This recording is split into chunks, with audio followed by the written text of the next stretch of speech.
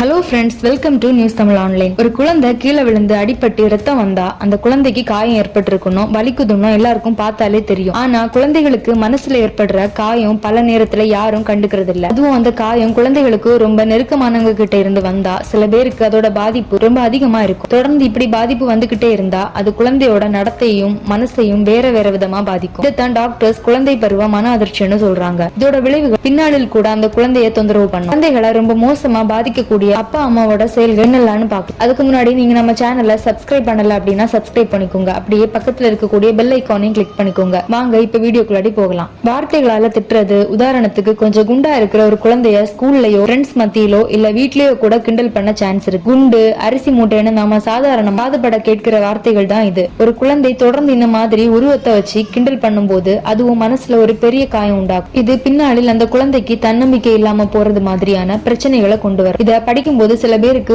ஒரு சாதாரணமான கேள்வி வரலாம், என்னைய கூட சின்ன வயசுல இப்படி கிண்டல் பண்ணாங்களே, ஆனா எனக்கு ஒன்னும் மனசுல காயம் ஏற்பட இல்லையேன்னு தோணலாம். ஆனா மன அதிர்ச்சின்னு சொல்றது ஏதோ ஒரு வரையறுக்கப்பட்ட விஷயம் இல்ல. உலகத்துல ரொம்ப பிரபலமான மனோ தத்துவ டாக்டர் காபர் மேட் என்ன சொல்றாருன்னா, உங்களுக்கு என்ன நடந்துச்சுன்னு முக்கியம் இல்ல, அந்த விஷயம் நடந்ததால உங்க மனசுக்குள்ளாடி என்ன பாதிப்பு வந்துச்சோ அதுதான் மன அதிர்ச்சின்னு சொல்றாரு. பொதுவா சின்ன வயசுல மன ரீதியா கஷ்டப்பட்டவங்களுக்கு அது அவங்க வளர்ந்த பிறகும் தொடர வாய்ப்பு இருக்கு. அமெரிக்காவை சேர்ந்த டிராமா சிகிச்சை நிபுணர் பேட்ரிக் தீகன் என்ன சொல்றாருன்னா, ஒருத்தர் ரொம்ப கஷ்டமானவரா இருந்தும் அவர்கிட்ட எப்படியாவது நல்ல பேர் வாங்கணும்னு ஒருத்தர் முயற்சி பண்ணிக்கிட்டே இருந்தா அது அவங்க சின்ன வயசுல பட்ட மன உளைச்சலோட தெளிவான அறிகுறி. உதாரணத்துக்கு உங்க ஆபீஸ்ல ஒருத்தர் எப்பவுமே தனக்கு கீழே வேலை செய்யறவங்கள காரணமே இல்லாம திட்டிக்கிட்டு இருக்காங்கன்னு வச்சுக்கோங்க. அவர்கிட்ட எப்படியாவது நல்ல பேர் வாங்கணும்னு நீங்க நினைச்சீங்க, அது உங்க குழந்தை பருவத்தில் ஏற்பட்ட மன அதிர்ச்சியோட விளைவா இருக்கலாம்னு அவர் சொல்றாரு. இந்த மாதிரி இருக்கிறவங்களுக்கு தன்னை பத்தின ஒரு நல்ல எண்ணம் இருக்காது, சுயமரியாதையும் குறைவா இருக்கும். மத்தவங்க நம்மள நல்லா சொன்னாதான் நம்மளுக்கு மதிப்பு இருக்குன்னு அவங்க நினைப்பாங்கன்னு அவர் சொல்றாரு.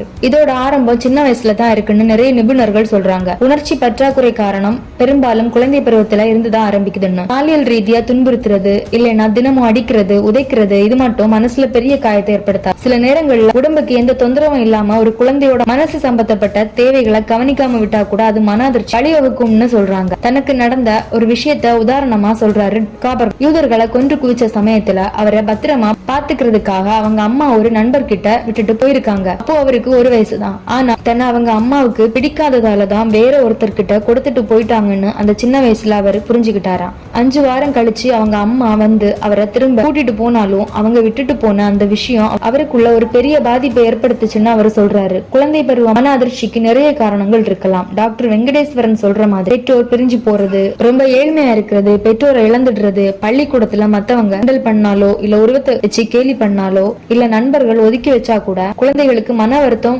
வரலாம். சொல்ல போனா ஒவ்வொரு குழந்தையும் ஏதோ ஒரு மன கஷ்டத்தை சந்திச்சுக்கிட்டு தான் இருக்காங்க. சில பேருக்கு அது கொஞ்சம் கம்மியா இருக்கலாம், சில பேருக்கு அதிகமா இருக்கு. குழந்தை பருவத்தில் ஏற்பட்ட மன அதிர்ச்சியால பின்னாளில் பதட்டமும் மன அழுத்தமும் வரலாம்னு நிறைய ஆய்வுகள் சொல்லுது. European journal of trauma and டிசோசியேஷன்ஸ்ல வந்த ஒரு கட்டுரையில என்ன சொல்லியிருக்காங்கன்னா, ஒரு கஷ்டமான சூழ்நிலையில இருக்கிற குழந்தையோட உடம்புல ஸ்ட்ரெஸ் ஹார்மோன்கள் வெளியாகும். இது தன்னை சுத்தி நடக்கிற விஷயங்களுக்கு உடம்பு கொடுக்கிற ஒரு எதிர்வினை. இது தொடர்ந்து நடந்துகிட்டே இருந்தா மூளையில மாற்றங்கள் வரலாம். ஒரு அசாதாரணமான சூழ்நிலை இருக்கும்போது மூளைக்கு நரம்பு மண்டலம் அலர்ட் மெசேஜ் அனுப்பும். இதனால ஸ்ட்ரெஸ் ஹார்மோன்கள் அதிகமா சுரக்கப்பட்டு உடம்பு எப்பவுமே ஒரு மாதிரி எச்சரிக்கையாவே இருக்கும். சின்ன வயசுல இது அடிக்கடி நடந்துச்சுன்னா அதிகமா கார்டிசால் சுரப்பிகள் வெளியாவதால பிற்காலத்துல பதட்டமும் மன உளைச்சலும் வர வாய்ப்பு இருக்குன்னு சொல்லியிருக்காங்க. பெரிய பாதிப்பு உண்டாக்கக்கூடிய பாலியல் தொல்லை மாதிரி ஒரு மோசமான சம்பவம் யாருக்கு நடந்தாலும் மன அதிர்ச்சி வரும்னு நம்ம நினைப்போம். ஆனா நிறைய நேரங்கள்ல சின்னதா இல்ல மிதமான பாதிப்பு ஏற்படுத்தக்கூடிய விஷயங்கள் கூட நடக்கலாம். உதாரணத்துக்கு பள்ளிக்கூடத்துல டீச்சர் திட்டுறது, நண்பர்கள் கேலி பண்றது மாதிரியான விஷயங்கள் சில பேருக்கு மன அதிர்ச்சியை கொடுக்கலாம்னு அந்த கட்டுரையில சொல்லியிருக்காங்க. இந்த வீடியோ உங்களுக்கு பிடிச்சிருந்தா லைக் பண்ணுங்க, ஷேர் பண்ணுங்க, அப்படியே உங்க ஃப்ரெண்ட்ஸுக்கும் ஷேர் பண்ணுங்க. தேங்க்ஸ் ஃபார் வாட்சிங்.